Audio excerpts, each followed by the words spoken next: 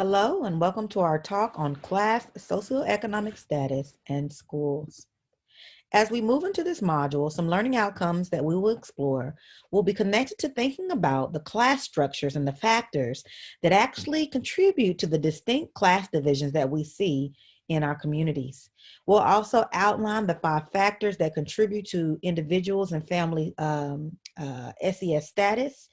And then we'll talk a little bit about being able to define how we see those different classes and the experiences of students in the connection to how we make sense of their families, and also infer how that designation has implications on how students ultimately experience their schooling realities. So thinking more intentionally around how we make sense of the identity in connection to class and how that translates then into schooling experiences.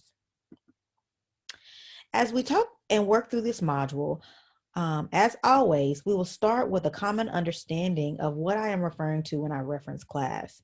So what is class? I chose to use the definition offered by Anderson and Collins that suggests that class is actually best understood as a system that differentially structures groups' access connected to economic, political, cultural, and social resources.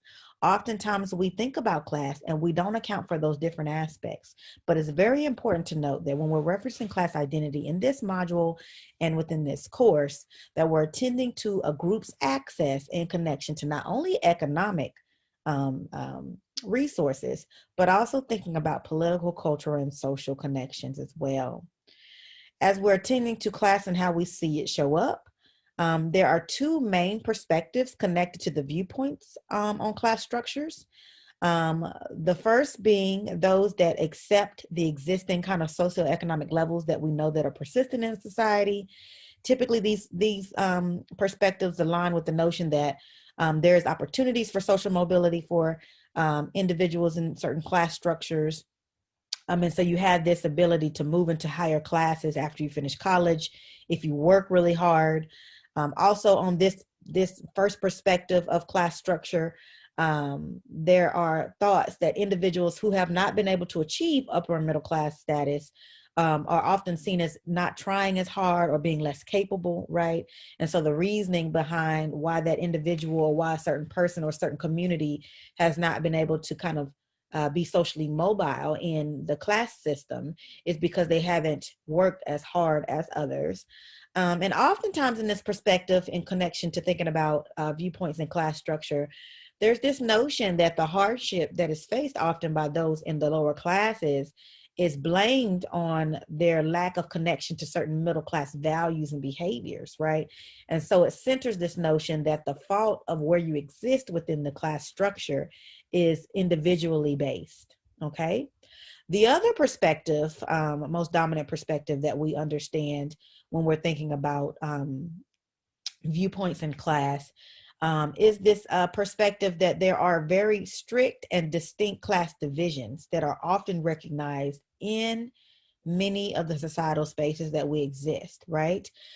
This perspective also aligns with the idea that individuals and families that own or control corporations, banks, systems, and that nature, institutions in that connection, often hold the production of how we see um,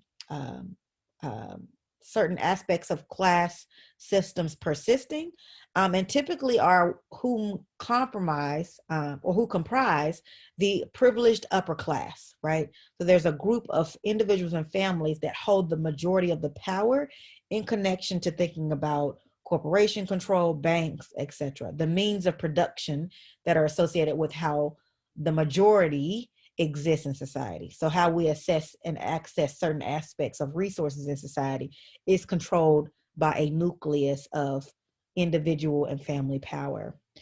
Also from this perspective, there's a connection to thinking about people having to earn their living by primarily having to sell their labor in order to persist in this class system, right?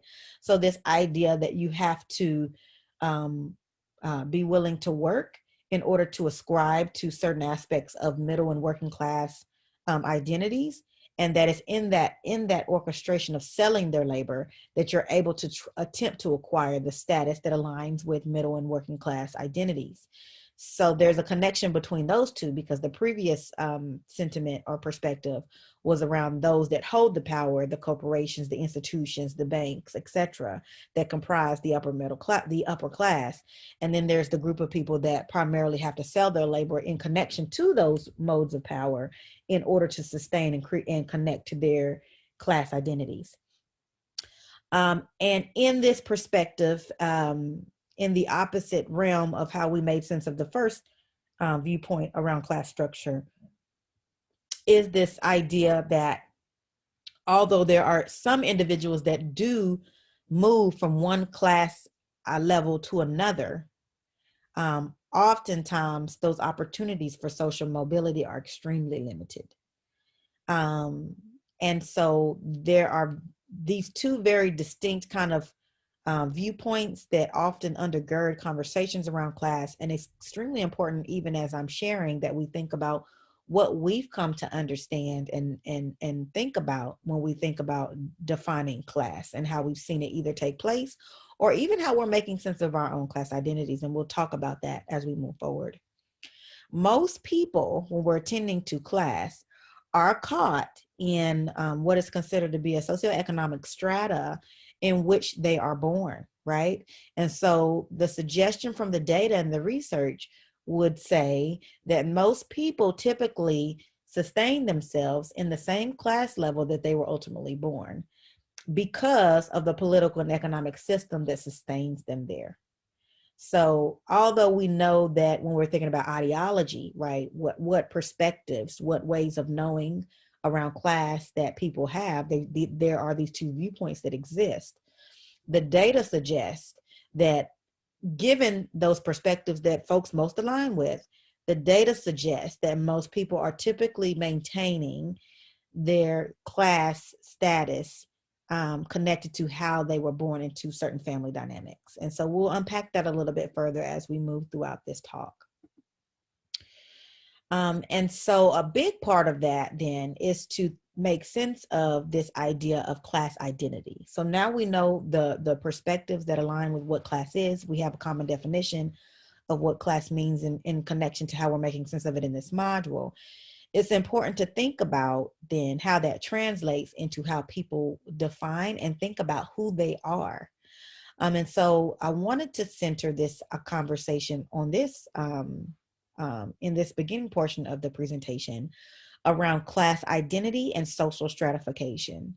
Most people oftentimes identify themselves by class, and which for most typically is middle class. That typically is the most common form of identification because it kind of resides in the middle. And we'll talk about the ways in which perspective shifts how we make sense of identifying with whether or not we align with upper class, and how we make sense of how we identify with lower class, right?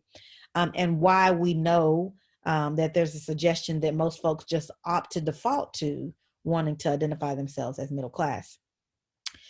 Even oftentimes in cases where one might not strongly vocalize their connection to a particular class, we still see this connection to the middle class. And it's because of the labels that are connected to those other levels of understanding around class identity. And so that's also extremely important to note as we're thinking about how we see self-identification with class identity, and then how we might even have perceptions around class identity when we see representation from those outside of ourselves. We know that when we're attending to class identity, that oftentimes it's a huge part of how people socially and occupationally connect to a particular component of themselves. And that there are behavior and values associated with where people fare in connection to this aspect of their identity.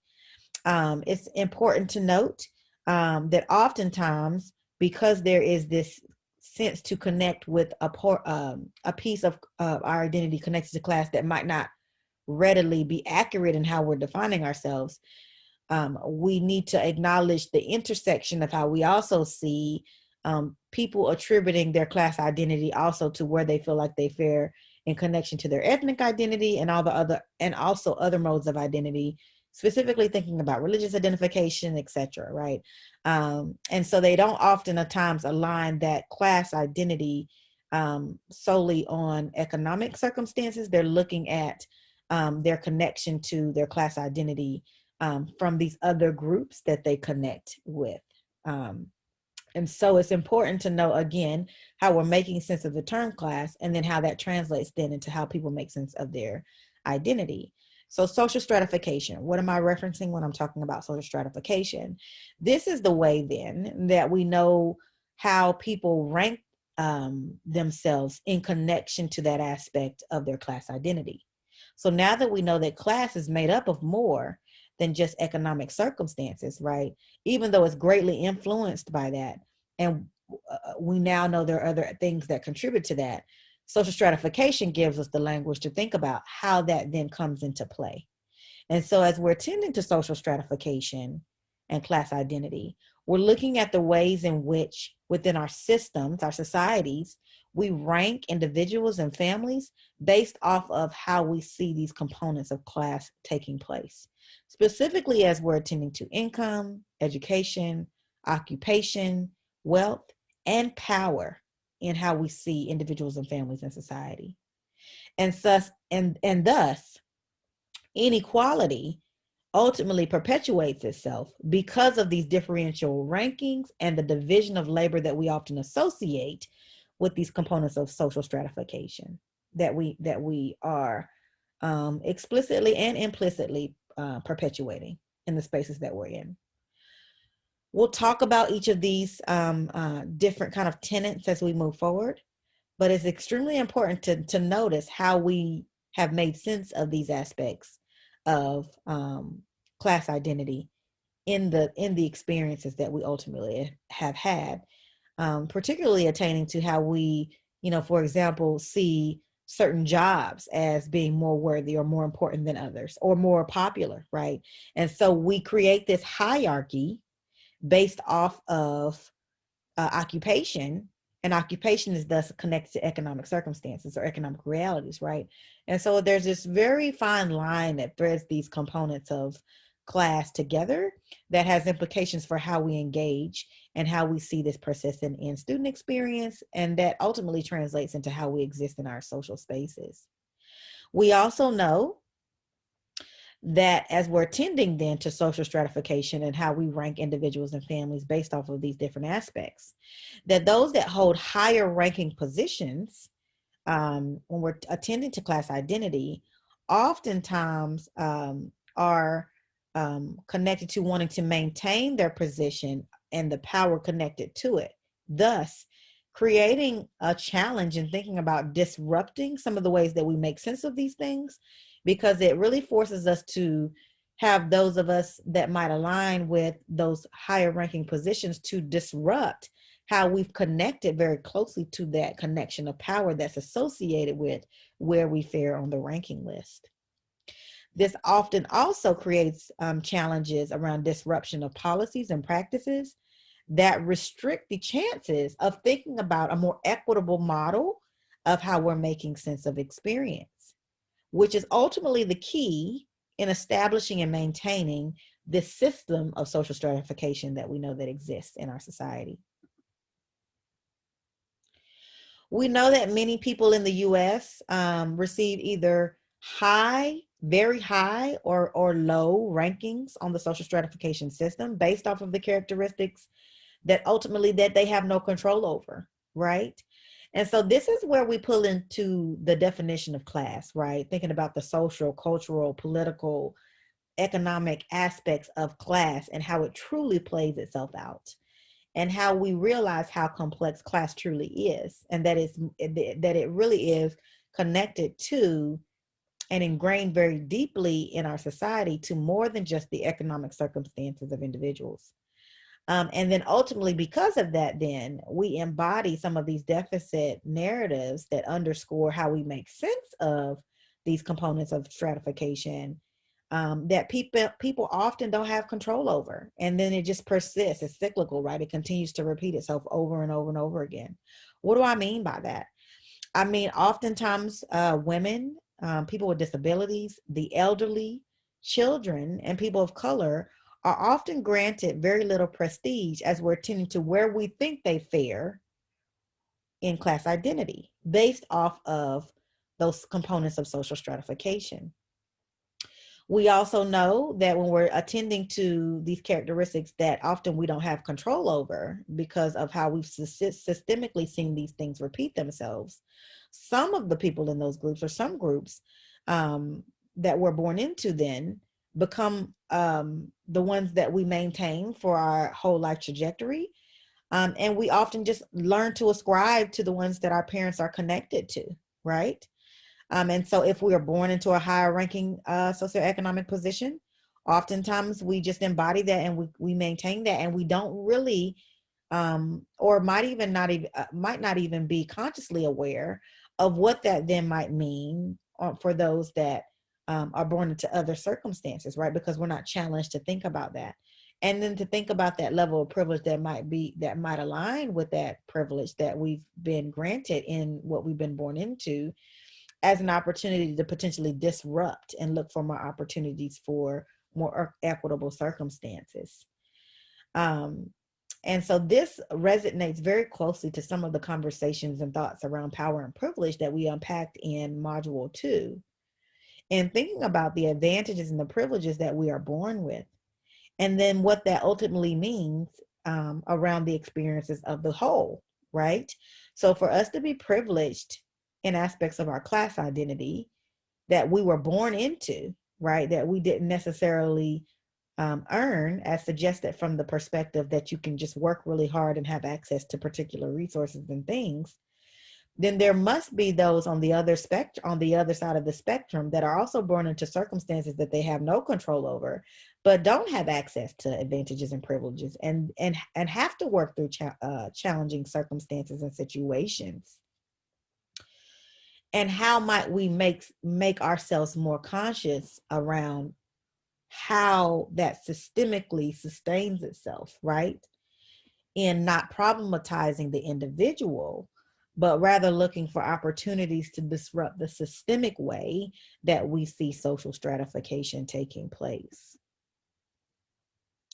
So let's go a little bit deeper as we're thinking about social stratification now that we have some shared understandings and terms.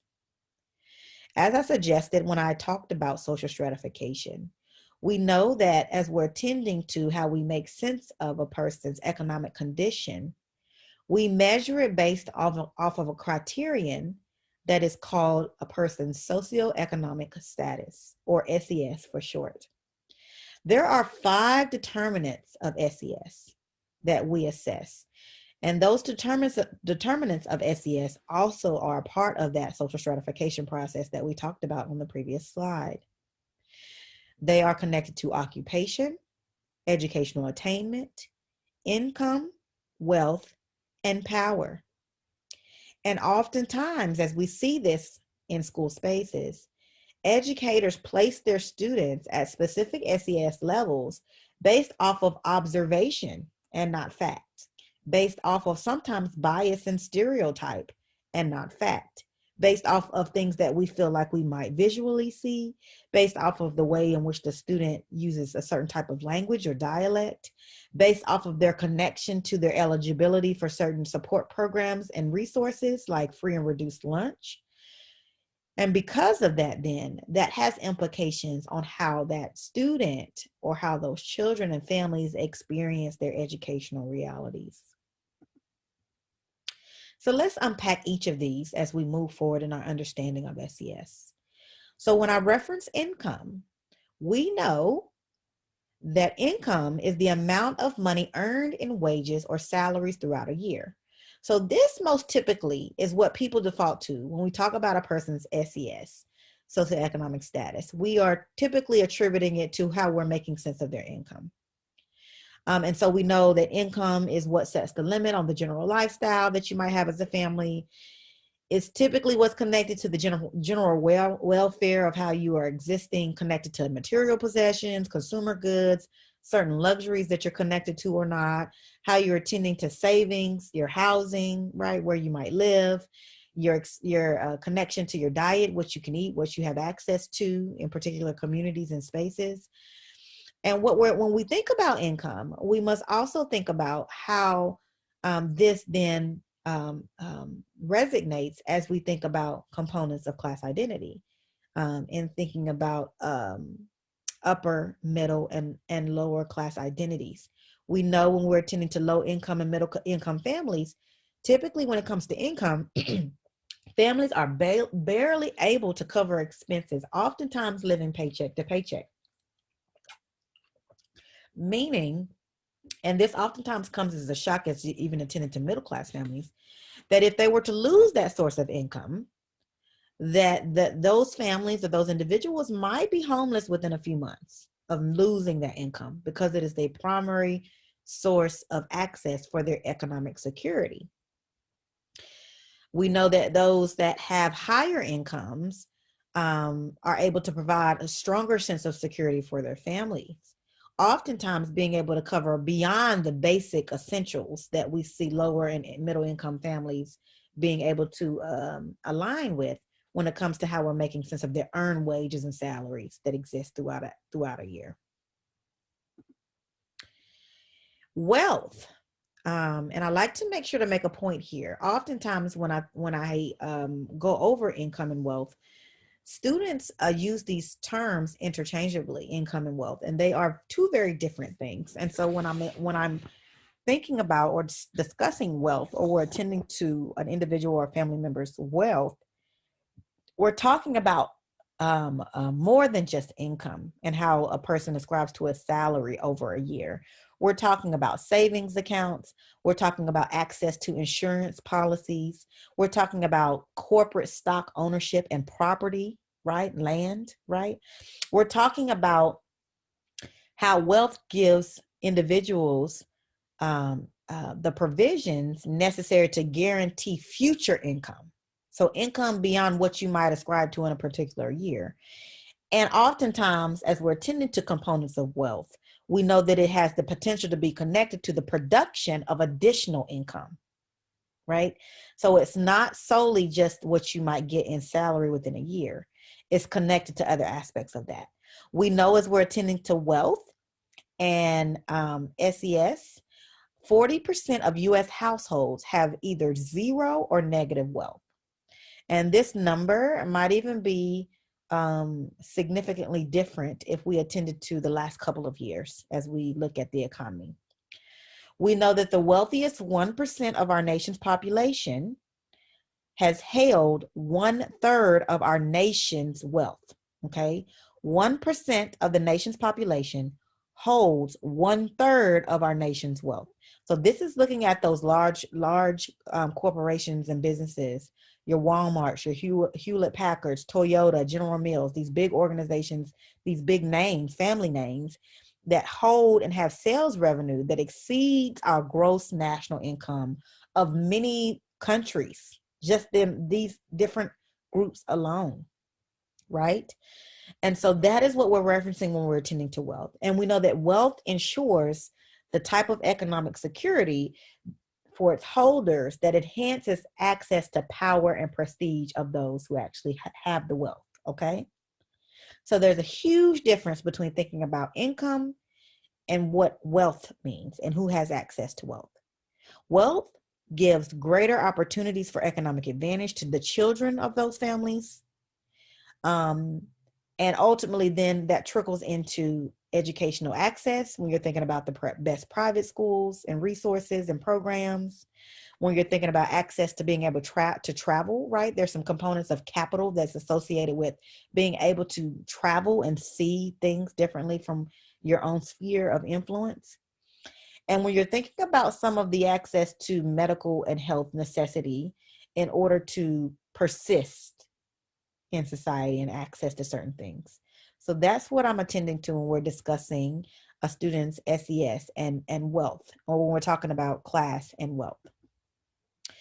So occupation, what does that mean? When we're talking about occupation, and how does that align with the person's socioeconomic status? Well, generally speaking, We know that income is connected to a person's occupation, right? And income is also a fair measure of how we're making sense of occupational success. So there is importance in the occupation to society and also to one's skill set connected to that particular job. So we know that the type of job that one holds is going to be the primary determinant of the kind of income they're going to receive, right?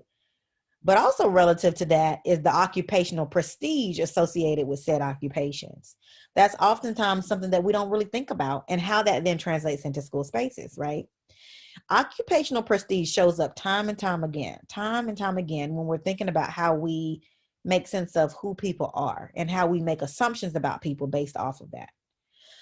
It's determined by the requirements of the job and the characteristics that we've associated with that job as being better or less than. So when prestige of an occupation is higher, oftentimes what we see systemically is that there are fewer people that are able to gain access of entry into said occupation. So for example, as you're listening to me, you all are enrolled at the University of Florida. And hopefully as you graduate, you're striving to pursue a certain occupation or job. But there are individuals that didn't have access or opportunity to be able to ascribe to education, this level of educational attainment, which we'll talk about education in the next point, and thus might not have access to what you might be thinking or envisioning for your occupational goals, right? So if you've never went to undergrad or gotten your bachelor's degree, then you very well can't go to law school, and then you can't become a lawyer, right? But there are barriers to how people access certain levels of educational attainment, right? And so there's this stair step that has connection to how we have entry into certain aspects of occupation. And then when we get access to said occupation, then there's prestige associated with your ability to be connected to that and how people make sense of who you are and how they ultimately engage with you. When the prestige of an occupation is low, we also know that employees are allotted a lot less job security, and the income does not properly translate to what they get. And the accessibility to those with lower prestige occupations is greater. So there's more opportunity for those to access those occupations that are considered to have lower prestige. There's more spaces for individuals to go into those occupations. Very interesting how we make sense of how this takes place. Oftentimes I see, I've had students share with me about the experiences of their parents having certain occupations and the types of biases that educators have had in the exchange with their parents, because they make certain assumptions about who they are as a family and who the student is academically because of where they feel like the student might be based off of the occupation that they know the parent to be connected to. This is very, very common in educational spaces. And I kind of mentioned this a little bit, but we also know, and I guess can also make sense of how then we see education taking place and how assumptions and biases are perpetuated in SES, right? And thinking about it being a determinant of how we see this take place in student experience. We know that traditionally, if we're going back to our very first couple of slides, that education is supposed to be that thing that helps people move socially through our societal systems. It's often seen as a way to enhance one's economic status. However, educational credentials are more likely to be achieved as a result of family background, right? Access, right? The kinds of social and cultural capital that give you insight into thinking about how to navigate systems of education. Education is a system, an institution that people have to learn how to navigate. And depending on what you've had access to through social and cultural capital, from what you've learned from family members and communities that you're connected to, you may or may not know how to successfully maneuver educational institutions, right? And a student's socioeconomic origins have substantial influence into the amount and the type of schooling that you're going to be connected to, which in turn connects to the type of job that you can obtain. The conditions under which low-income students live often make it difficult for them to go to school And then ultimately their alternative is going to work, right?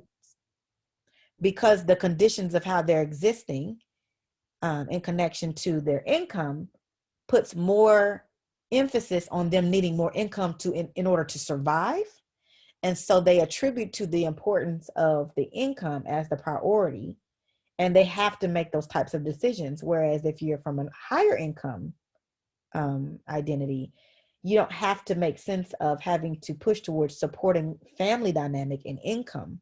And you can attend to all of your energies going towards educational aspirations and visions and goals, right? And dreams. Also, it's important to note that colleges that students attend are often influenced more by the SES of the family than honestly by the academic ability of the student.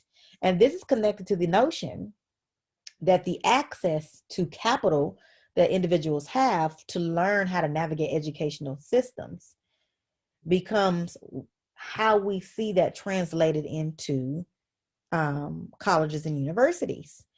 And our students that have to make the decision of centering income for survival in social systems thus might very well and often have the academic ability that exceeds what we might assume, but they've had to weigh certain parts of their realities very differently. So they haven't been able to center in the same way. Or if they have, they exist and are schooling in spaces that are not properly supporting them. And so what's not being disrupted is the system, and what's being problematized is the student. Think about that deficit thinking video that we had in our announcements that talked about what deficit thinking is around how students are often problematized and not the systems that are perpetuating the realities of the students. So that's what I'm referencing when I'm thinking about, when I'm referencing deficit thinking. And so oftentimes I hear people talk about education as a way to pull yourself up by your own bootstraps, as the way to move through climb the social ladder to pursue educational aspirations to climb this ladder. But how can you pull yourself up from your own bootstraps if you don't have any boots? Because everybody doesn't have boots. If we look at the ways in which we've attended to income, who has wealth, who has income, and in what way, and who has access to certain components of capital, as we're attending to how students are engaged with occupational prestige and now educational accessibility.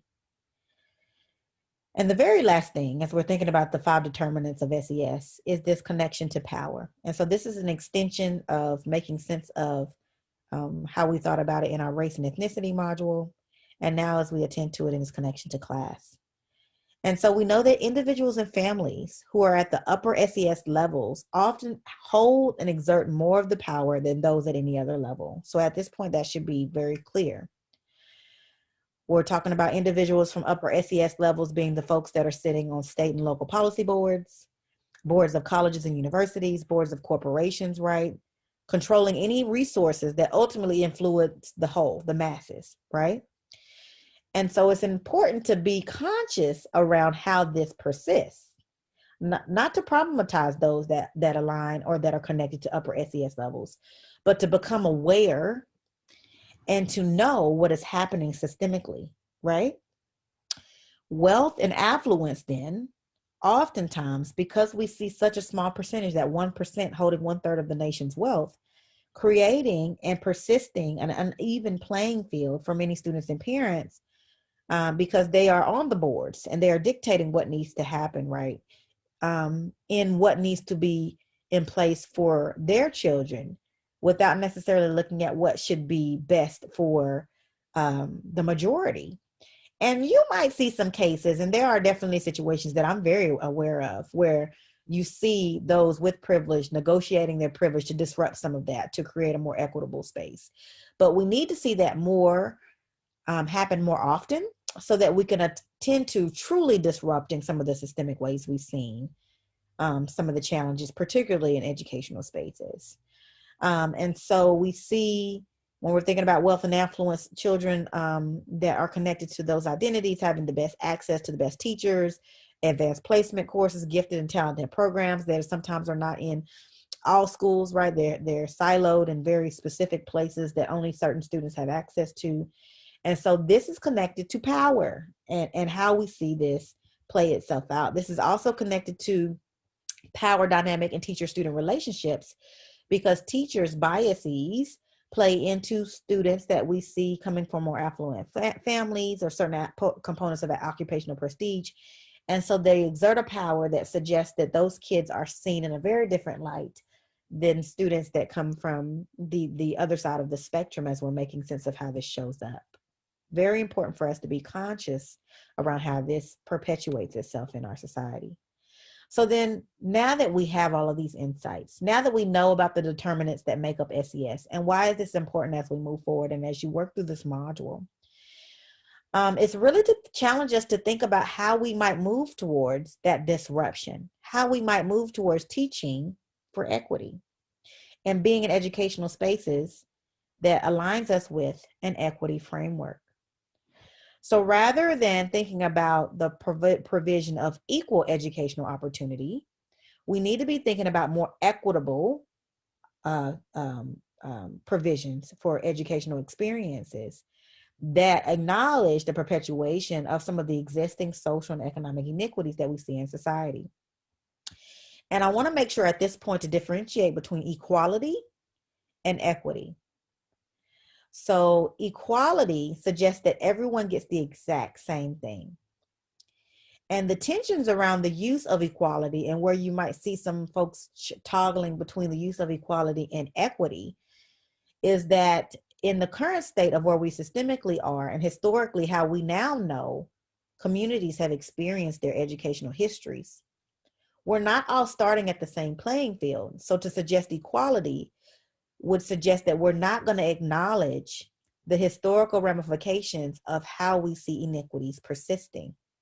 So the language of equity suggests that we acknowledge the historical barriers that have been in place for communities, and divert our attention to acknowledging and supporting those communities that have had to navigate those issues. So as we're thinking about 4 areas that can influence inequities in schools, we're going to talk about teacher expectations, tracking, curriculum, and funding. What do I mean when I talk about teacher expectations? I'm talking about first becoming more aware, which I'm hoping that you're getting as you're working through this module, around how these systems persist and how these critical issues have sustained themselves for a very long time, right? But being able to overcome the stigma of poverty and issues connected to class, as we're talking about teaching expectations, there's a priority of consciously reviewing how you're engaging with your students, particularly as we're attending to the ways in which we might have embraced some of these components of SES, the determinants of SES, and how we engage in the spaces that we're in, the educational spaces that we're connected to. Many students are extremely resilient despite the conditions and the obstacles that they're in. And oftentimes, we need to realize that we need to disrupt and problematize the systems and not the experiences of the students in our expectations. Teachers, counselors, and administrators can often unconsciously fall into the behaviors that fault the individual. That is what I'm referencing when I'm talking about deficit thinking or deficit thought, right? We immediately position the experiences of minoritized communities from deficit positioning. And that oftentimes has implications on how we engage with those individuals. And what we should be doing is looking more systemically at what is happening and why we see those realities for those communities and problematizing that. That would shift us from blaming the students, blaming the families, blaming the communities for failure, and push us towards a space where we're really challenging and examining the systems, and also kind of critically self-reflecting on our own teaching practices, right? Those types of effective teachers are making the difference in the classrooms. Also, we need to think about tracking and how we see that. You'll do some reading in this module around tracking by Jenny Oakes. and what that means, and how hard it is oftentimes when we track students based off of class ability, and how we're making sense of their SES. And then oftentimes it's hard for students to break out of where they've been tracked. We see that as students are placed into different groups and classes based off of not only not their intellectual ability oftentimes, but just where a teacher thinks they might be most successful. And if where a teacher suggests where they might be more successful is biased because we haven't been consciously in tune with components of class identity in some of these ways that we see implicitly and explicitly in student experience, we start to see some of the disproportionality of large numbers of students from lower SES identities assigned to lower ability groups, and those from upper ability groups being the only folks that are tracked into the gifted programs, the honors programs, the IB programs, etc. Think back to your own experiences of how you saw that take place. And so it's not often connected to intellectual ability, because you have students that might come from wealthier backgrounds whose parents have used their power to ensure that their kids are in a particular program, whether or not their child is intellectually able to participate in those spaces, right? Because their parents have the influence to ensure their child are in those spaces. And so students that come from lower SES identities or lower SES levels have to navigate very different realities. And oftentimes those families often don't know that they can push back on systems where their kids are excluded from gifted and honors programs. They don't know how to navigate some of the ways that we work through educational spaces for their students to have access to particular resources, or they're in schooling spaces that don't have those programs. And so they're completely left out of the opportunity for their kids to be connected to that. And also we see, when we're thinking about tracking, some of the more experienced and successful teachers being disproportionately assigned to the higher ability groups. I've had students share in their educational histories that they would have whole classes where they just didn't learn anything. They were just placed either in a gym, they were said to go outside and sit on the bleachers, and they would be academic courses where they just weren't engaged in the same way, because often either they didn't have a teacher assigned to that course, or maybe the teachers were even overloaded, right? With other expectations, and they're being said to have to manage academic content areas that are not their expertise, but they're being assigned to them based off of their the schooling needs, right, and the demand. And so what does that ultimately mean for what access a student might be able to connect to? So thinking about moving that towards curricula for equity oriented practice. So as we're tending to teaching expectations, as we're thinking about the ways in which we know tracking to take place, we also have to think about how we unpack and think about the curriculum that exists in schools. What textbooks are being used, what values and experiences are being centered and kind of highlighted as the way that we should ascribe to and identify with. Oftentimes, if you think about curriculum and textbooks, it's typically focusing on the values and experiences solely of those from the middle class. And it highlights our heroes as being capitalistic, as participating in political systems, which are primarily white spaces or white identities from economically privileged families. So those are the folks that are highlighted in much of the curriculum. And so you see no representation of working class families and what it means to work through and overcome and to be resilient, right? You don't see representation of that in our curriculum. You don't hear narratives like that. And so students don't see themselves in what it is that they're studying. You don't see that varied connection to income, right? And occupational prestige, right? The varying components of identity. And because you don't see that, you don't connect with how you are visually represented in the types of learning that you're experiencing. And because students learn from their existence in these spaces. And oftentimes that learning is heightened when they can connect to those realities. And so it's extremely important as we're thinking about an equity orientation in our curriculum, in our expectations, and in our engagement with students, that we're attending to how that shows up. And that we are not living in a middle class myth where everyone ascribes to be the highlighted heroes that we're traditionally seeing in our textbooks, right? We need to diversify who's represented and in what ways so that everyone can feel seen in what it is that they're learning.